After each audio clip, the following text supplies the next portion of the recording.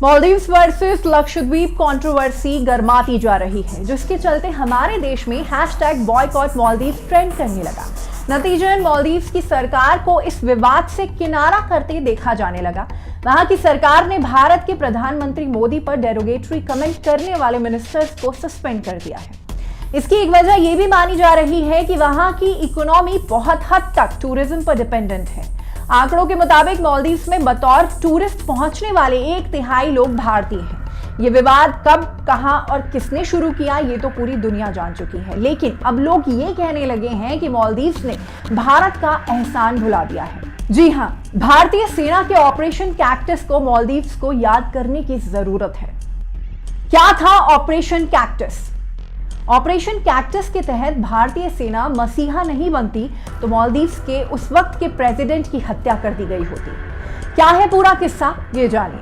तारीख थी 3 नवंबर 1988। सुबह का वक्त था जब भारत के विदेश मंत्रालय के दफ्तर में फोन की घंटी बजी।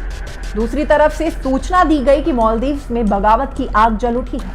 हालात ये हो गए थे कि विद्रोही बंदूक ताने मालदीव्स में घूमने लगे थे। ये वही दिन था जब मालदीव्स के राष्ट्रपति मामून अब्दुल गयूम को भारत आना था, लेकिन भारत के तत्कालीन पीएम राजीव गांधी के किसी कार्यक्रम की वजह से वो दौरा टल गया था। मालदीव्स में बिगड़ते हालातों की वजह से गयूम को छुपना पड़ गया था। वहीं विद्रोही बस ताक लगाए बैठे थे कि गयूम भारत जाएं और मालदीव्स में तख्ता पलट कर दिया जाए। जानकारी के मुताबिक इस मकसद को पूरा करने के लिए भारत के पड़ोसी देश श्रीलंका से उग्रवादी संगठन माने जाने वाले PLOTE यानी people's liberation organisation of Tamil के हथियारबंद उग्रवादी मालदीव्स पहुंचे थे। उस समय के राष्ट्रपति गयूम का भारत दौरा तो टल गया, लेकिन विद्रोहियों के मन में जो बगावत की आग लगी थी वो बुझाई नहीं बुझी। ऐसे में तख्ता पलट करने की साजिश को उसी वक्त अंजाम देने का प्लान बनाया गया। फिर हुआ ये कि श्रीलंका से आए उग्रवादी पर्यटक बनकर मालदीव्स पहुंचे। यहाँ सवाल ये कि मालदीव्स में तख्ता पलट की साजिश का श्रीलंका से क्या लेना देना, श्रीलंका से क्या कनेक्शन? माना जाता है कि श्रीलंका में कारोबार करने वाले मालदीव्स के अब्दुल्ला लतूफी ने ही ये साजिश रची थी। इसके अलावा पूर्व राष्ट्रपति मोहम्मद नसीर पर भी इस पूरी कॉन्स्पिरेसी में शामिल होने का आरोप लगा था।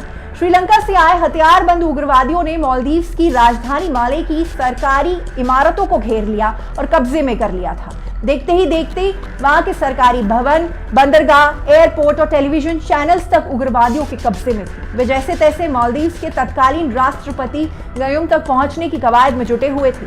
ऐसे में गयूम ने भारत समेत अन्य देशों को इमरजेंसी मैसेज भेजा। वो संदेश जैसे ही तत्कालीन भारतीय प्रधानमंत्री राजीव गांधी तक पहुंचा, वे तुरंत एक्शन मोड में आ गए।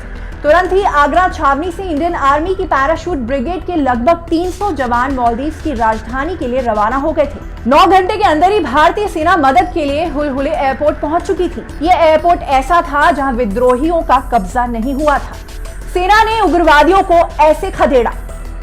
जानकारी के अनुसार भारतीय सेना की टुकड़ी हुलहुले में लगून्स को पार करते हुए माले पहुंची।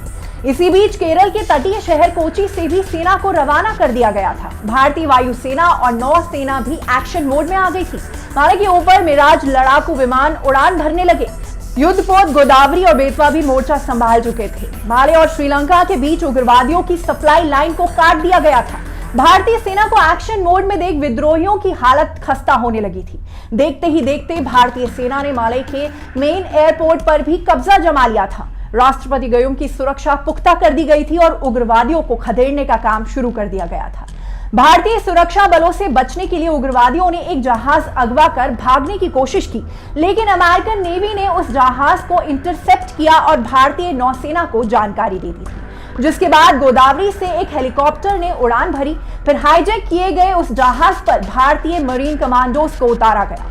कमांडोज और उग्रवादियों की मुठभेड़ में 19 लोग मारे गए थे। बताया जाता है कि ज्यादातर मारे गए लोगों में उग्रवादी ही थे।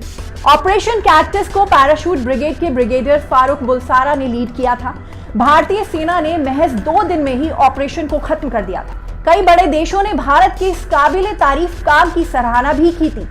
इस ऑपरेशन की खास बात यह थी कि आजादी के बाद से विदेशी धरती पर यह भारतीय सेना का पहला ऑपरेशन था और सिर्फ एक टूरिस्ट मैप की मदद से सेना ने इस सफल ऑपरेशन को अंजाम दिया था। जानकारी के अनुसार करीब 150 भारतीय सैनिक 1 साल तक मालदीव्स में तैनात रहे थे। इस टॉपिक पर आपका क्या कहना है हमें कमेंट सेक्शन में बताएं। साथ ही इस वीडियो को लाइक और शेयर करना ना भूलें। इसी तरह की स्टोरीज के लिए न्यूज़ 18 इंडिया ओरिजिनल्स देखते रहें।